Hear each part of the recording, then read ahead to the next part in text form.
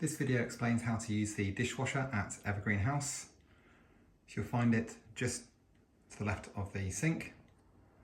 To open the door, just pull down the handle, ensure this is all the way down. To open the drawer, just pull this out and then you can push it in.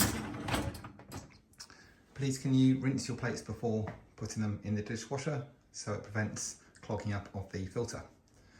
So when you need to use the dishwasher, you'll need to put a tablet in here.